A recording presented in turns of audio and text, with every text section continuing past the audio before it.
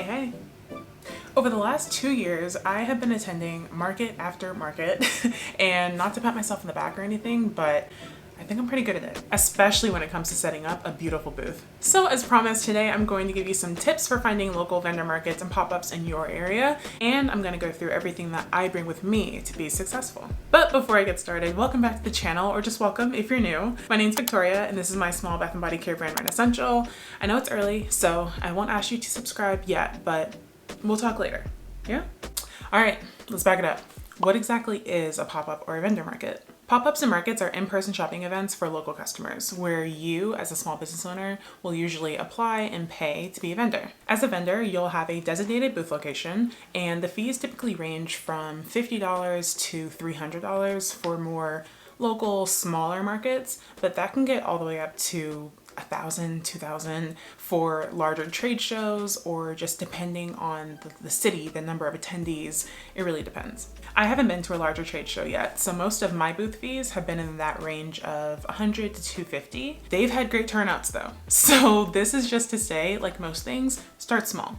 You don't really need to go and spend all your coins on a $1,000 market or a trade show in the middle of New York City. Get your feet wet, start small, work up from there. Just my 2 cents. Okay, so how do you find markets to apply to? To find markets and pop-ups in your To find pop-ups and markets in your area, you're going to become a searching master, okay? Go to Google, Instagram, even TikTok, and search for vendor markets near me, small business markets near me, city name, small business events, city name, makers markets, city name, craft fairs. You can even search for farmers markets in your area and see if they are accepting small businesses in your category. Once you have a good list of options, that's when you're gonna wanna take note of the organizers for each event. Go to their websites and look for more opportunities. Another good tip is to use that same list of organizers, go to their Instagrams, go to their tagged photos. You'll usually find other small business owners and brands promoting their attendance at that market, which means if you go to their pages, you'll probably find other events that they're promoting as well. Do some snooping and add them to the list. Now, I'm not gonna get too into application specifics in this video, mainly because every market's different and every group of organizers has a different set of criteria that they're using to find their vendors. So if you have any specific questions about how to strengthen your applications, please let me know in the comments and I'll definitely answer back with some recommendations, some feedback, whatever you need. Here are some top-level tips that should apply to most events. First, you want to make sure you have high quality imagery. Most markets will require you to submit some sort of photo. It might be a photo of your products, a photo of your booth setup, something. So make sure you have something really strong and beautiful that showcases your brand. Here's a tip. Before you actually start doing markets, you won't have any photos of your booth setup, of course. So I recommend you find an open field, a parking lot, your living room, find somewhere to set up your table and get a good photo of your final booth setup completely done. The biggest market that I attend requires a photo of your booth. They want to see what it'll look like at their event.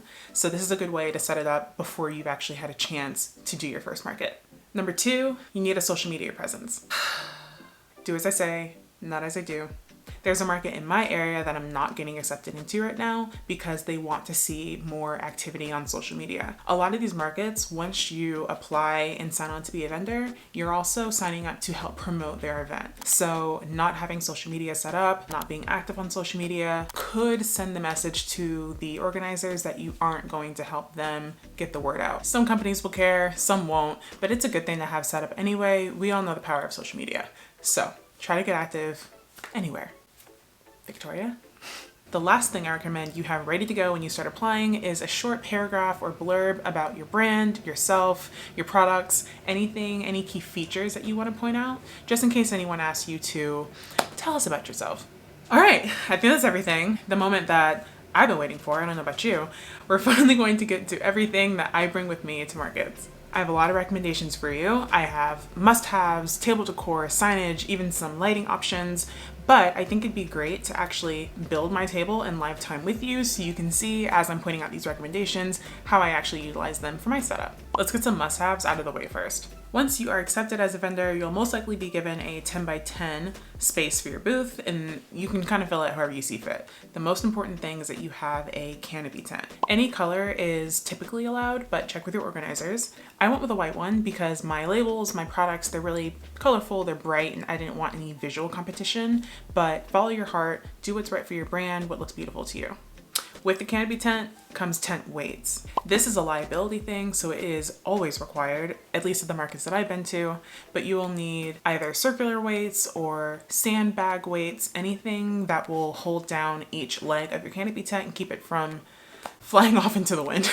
Next up is something to display your products on. For me, that's a 6-foot folding table. I've seen people get 3 folding tables and they'll do them in a U shape or an L shape. So it depends on you what works best for your brand, but I definitely recommend some sort of table to get your products off the ground. Let's get them off the ground. I like to store things underneath my table during markets, so another must-have for me is a tablecloth. There are so many different types that you can get. You can get a custom one made that only fits over a certain portion of your table. You can get the classic long hanging tablecloth, or if you're like me, you can get a fitted tablecloth that actually conforms to your table and keeps all your lines nice and clean. I like it because it keeps anything from blowing in the wind. The next thing you will definitely need at markets is some way to collect payment, of course. So for me, I have a cash box for anyone who wants to pay by cash, and I also have a card reader from Shopify where my website is hosted, and I connect this to their point of sale system and app on my iPad. This particular reader isn't available on their site anymore, but they do have a new one that starts at $49, so that will be linked in the description for you. Table decor. Let's get into the table decor.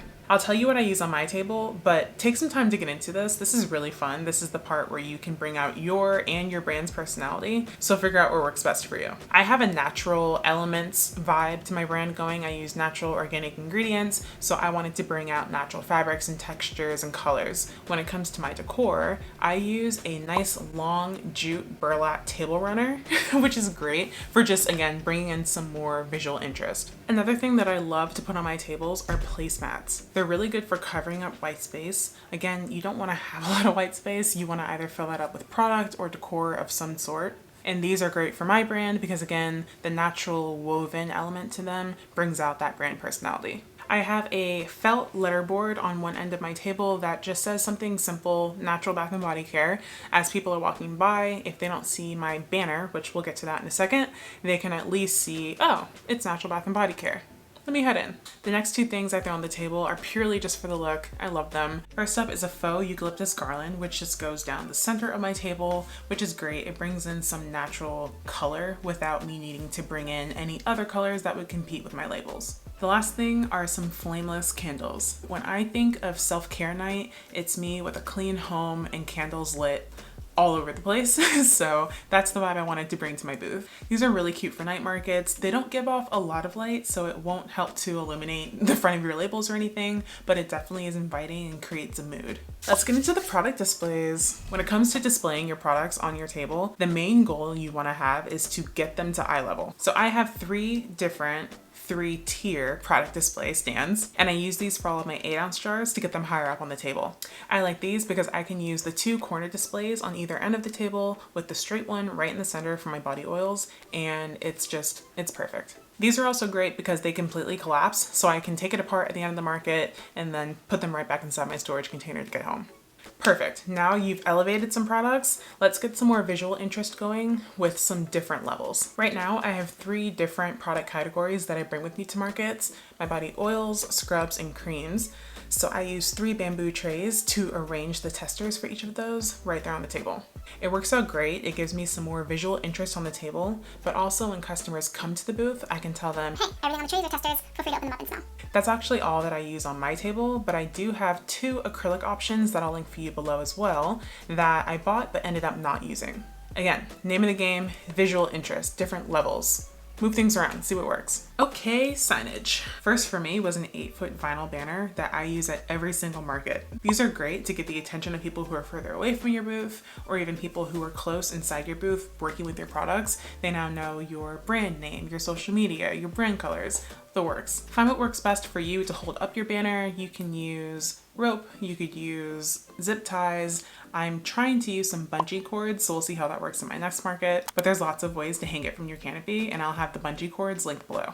Something that I've noticed at markets is that customers don't always want to have to ask you certain questions because it creates this feeling of pressure that they now need to finish that sale. So something that I recommend is having some tabletop signage that answers some FAQs that you might get. For me, those are 2 that have my price list and my scent options. Oh, and I almost forgot. I also have 2 business card holders on my table, but I don't give out business cards. I don't give out physical cards anymore, but I do have a virtual business card that people can scan this QR code to access. I also have another holder that holds my tester card, just letting people know that that area near their bamboo trays are all available to test.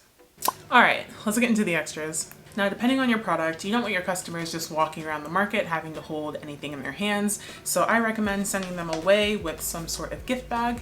I use these for smaller bags, smaller orders, and I use these a little bit nicer for larger orders. Like I said, I like to keep tester jars of each of my scent options out on the table. So I also keep some biodegradable tester spoons out so that people can use these to dig into each jar.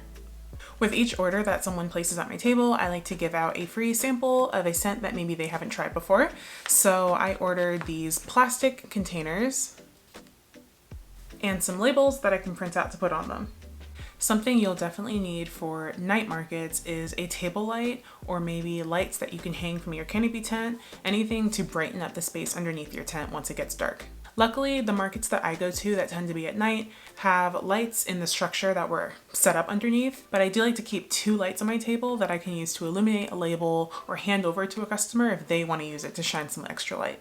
The next thing is really not a necessity, but something I like to keep behind the scenes for myself, and that is an iPad stand. I can keep my iPad right in my view or turn it around to a customer if they need to sign or enter their email address, anything like that to finish up an order. The last thing on my list is really a niche suggestion, but someone needs this. I know someone needs this, so this is for you. I have a lot of different scent options, as you can see. So at markets, it's a little difficult and it slows me down if I need to keep picking up each individual jar to see which one it is before I hand it to the customer. So something I just implemented was getting these small circular labels that I can use and put one right on the top of each jar, and I write the abbreviation of my scents on them so that when I open up my container with all my inventory, I can just look at the top of each jar and find the one that I need.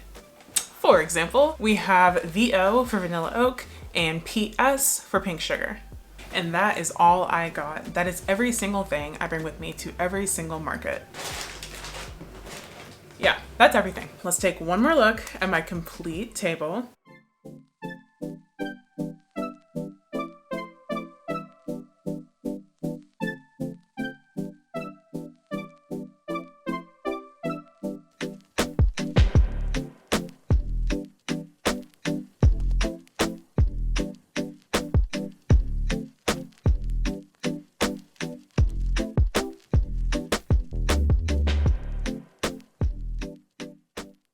And I'm out of here. If you enjoyed this, if you found this helpful, please let me know by giving me a like, a comment, subscribe. Let me know in the comments if there's anything that you specifically have questions on, and I will definitely get back to you.